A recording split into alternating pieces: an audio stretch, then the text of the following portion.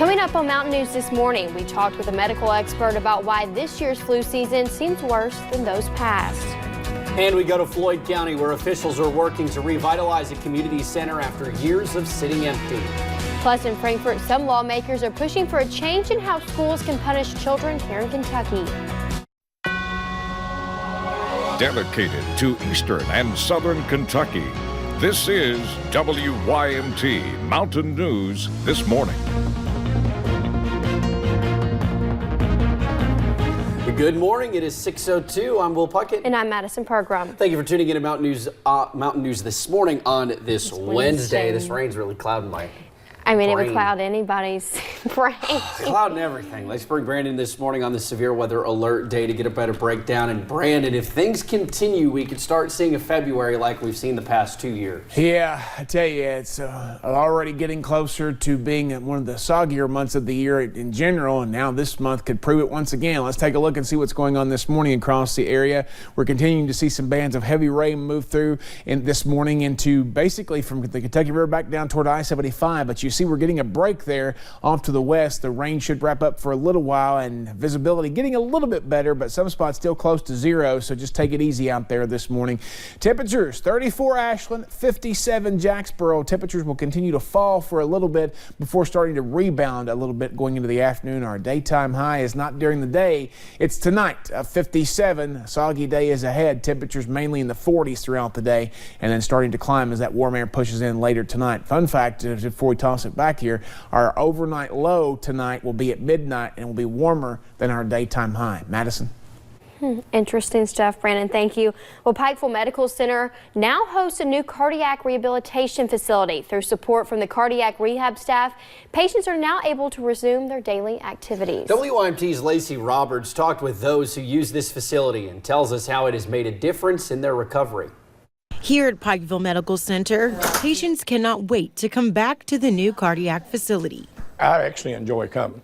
I only have about a third of a heart muscle left, and that's why I'm so adamant about coming here. That is Timothy Sloan.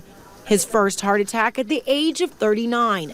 Now a regular here in cardiac rehab. It's so easy to say no at home, and here you'll do it. Not only is doing work a part of rehab, the education behind it becomes motivation.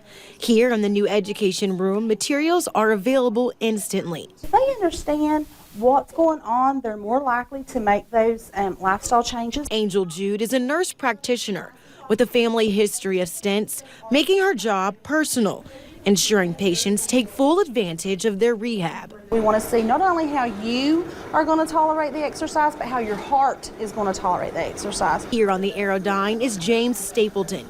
He is in stage 3 of rehab, a voluntary maintenance program, working his arms, legs, and feet at the same time. The goal of cardiac rehab? To get your heart rate to a target range. And then we slowly increase each exercise, dependent upon how your heart rate is doing, what your rhythm looks like. And the stronger you are, the healthier you are. In Pikeville, Lacey Roberts, WYMT Mountain News. The new cardiac facility has been open a little less than a month. While the equipment is the same, the larger space allows nurses to monitor and educate more than one patient at a time. And the Floyd County Community Center is opening its doors next week, giving life back to the former Martin Community Center building. Judge Executive Robbie Williams says the center comes after a year's worth of hard work and a lot of community requests. The center houses a full basketball court, a community area, a kitchen, and will soon include a technology center for after-school programs. I want to thank the magistrates for their help in making this a reality for the community.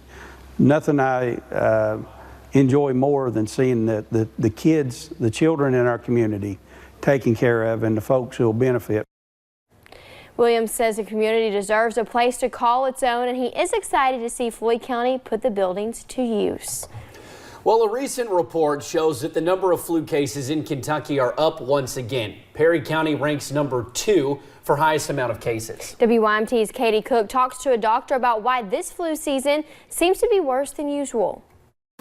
For the second year in a row, flu season is hitting Kentuckians hard. We've seen significantly more, just as a rough guesstimate, double if not more what we saw last year and a few years before. But why is flu season so much worse than years past? Well, the weather could have something to do with it. You haven't had really cold weather to kill some of the flu out, and it's also allowed people to be out and socializing more. No snow days for kids and holiday breaks also means people are around each other more. The holiday seasons always bring in folks from out of town who are carrying new strands. And as for why Perry County has the second most cases, well, that remains a mystery. Perry County, I've yet to be able to figure out why we're worse here. The flu is here, still spreading, but you can prevent it.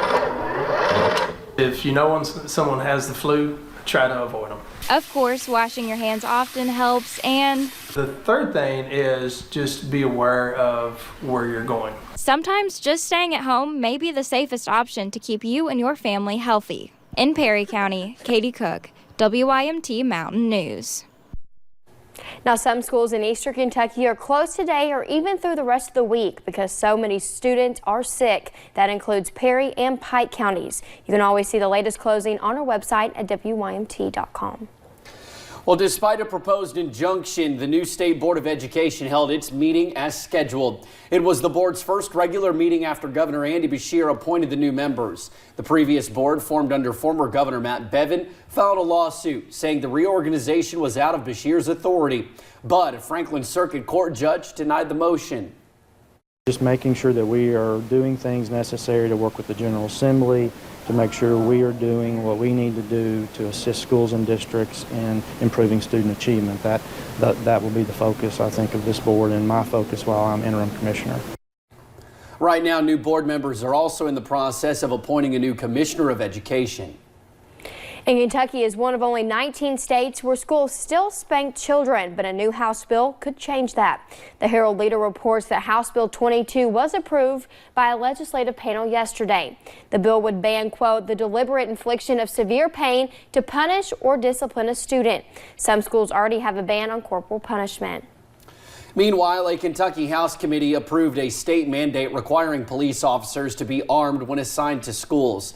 The committee action leaves an update to last year's school safety law just one vote away from clearing the legislature.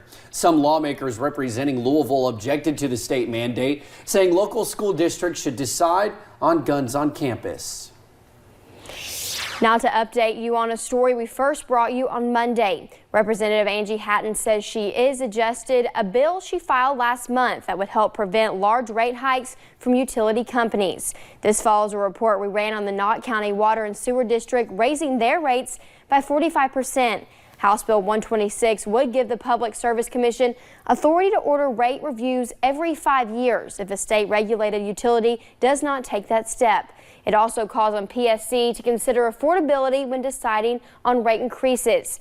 Under yesterday's change, the bill also requires that the utilities perform a management audit before asking PSC for a rate increase.